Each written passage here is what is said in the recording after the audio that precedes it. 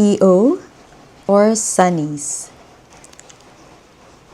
Hi everyone, I'm back and for today's video ay gusto kong i-share sa inyo yung nakita kong comparison or differences sa aking dalawang prescription glasses. So again, we have here EO and we have Sunnies glasses.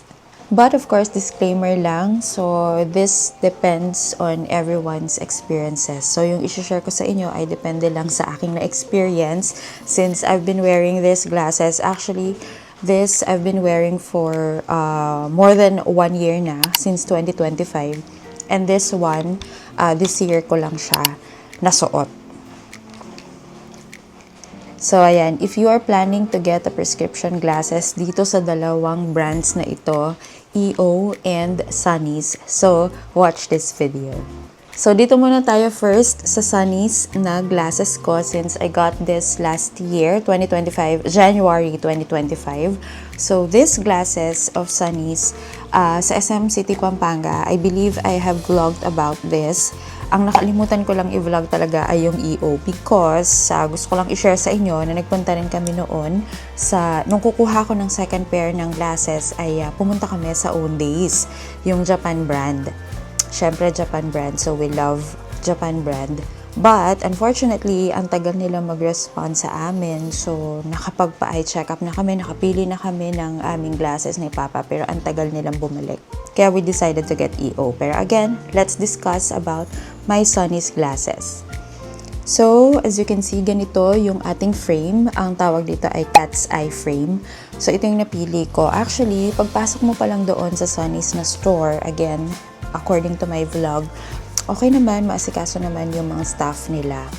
However, parang medyo aligaga sila sa pag-asikaso sa'yo. Yung parang very eager sila sa pagbenta. In short, malakas makabudol. So, kaya naman ito yung napili ko na shape is because ang cute niya, diba? O, ang ganda niya. Cat's eye. So, very empowering yung kanyang shape. And then, the color is salmon pink. So, very light lang yung pagkaka-pink niya and maganda siya. Okay naman siya. So, kasi nga, dahil first time ko na mag-wear ng prescription glasses. So, medyo sumasakit ang ulo ko. Medyo nahihilo ako a few hours or parang a few days before ko siya sinuot. So, anyway, ayan siya. Okay naman siya. Again, as you can see, maganda yung shape niya. Maganda yung color na napili ko. Ang price nito, as far as I can remember, is 4,100. Free eye check-up na, and then every 6 months, pwede kang bumalik for free eye check-up as well.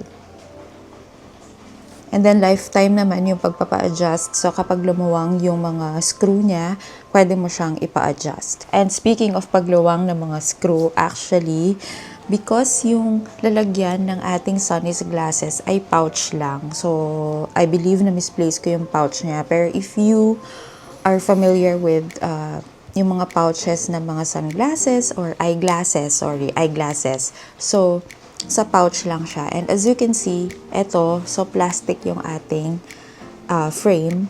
So, dahil pouch yung lalagyan niya, madali po siyang lumuwang. Kasi kapag nilalagay ko siya sa pouch, kunwari, ilalagay ko siya sa bag ko, dadalhin ko siya, hindi ko siya isusuot. So, ilalagay ko siya sa bag ko, and then, dahil pouch nga yung lalagyan, kapag nilalagay natin yung pouch sa loob ng bag natin, so, natatamaan siya ng mga gamit natin, mga wallet, phones, ganyan. So, mas mabilis siyang masagi.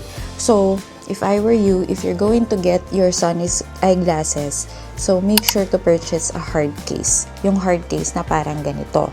Kasi mas mapoprotect niya yung glasses ninyo, especially kapag nilalagay niyo siya sa bags. And also, yung Sunnies, meron silang website where you can log in, tapos doon mo makikita yung na-purchase mo na eyeglasses at saka yung grado ng mata mo. So, makaka-login ka doon sa website nila and meron kang account once na kumuha ka ng glasses sa kanila, magkakaroon ka ng account and then you can check yung grade ng mata mo. But of course, ang maganda naman sa Sunnies Studios ay meron silang iba't ibang shapes ng eyeglasses. So, maraming variety of shapes ng eyeglasses ang pwede mong pagpilian. Unlike sa mga ibang brands ng glasses. So, ayan. Kaya nga ito yung napili ko kasi ang cute niya.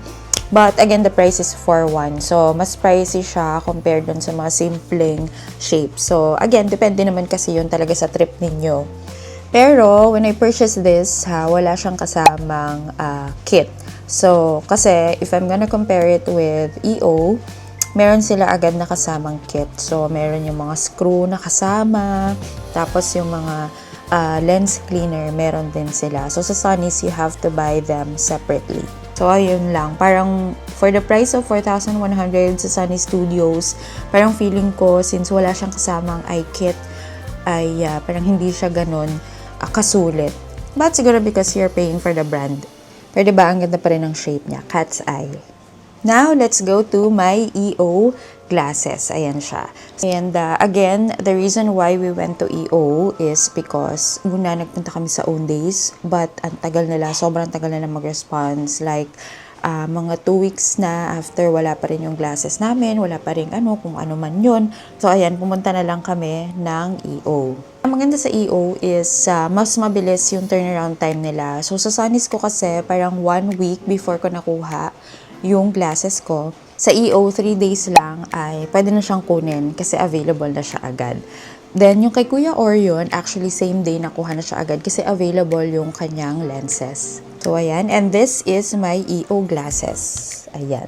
So, purple naman yung napili ko and iba yung shape niya. Mas malaki yung shape niya compared dito sa ating Sunny Studios na glasses. So, mas maliit itong shape nito because it's cat's eye. And this one, nakalimutan ko kung anong tawag dito, pero mas malaki yung frame niya and purple. So, meron ding iba't ibang colors nito. But yun nga, walang cat's eye doon sa EO branch na napuntahan namin sa SM City, Pampanga.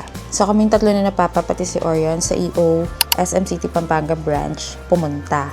Meron din sila kasi if madadaan kayo ng SM City, Pampanga, actually palaging maraming tao. But, meron din silang branch doon sa may supermarket. So, bago kayo pumasok ng mismong supermarket, nandoon sila sa gilid, doon sa may entrance.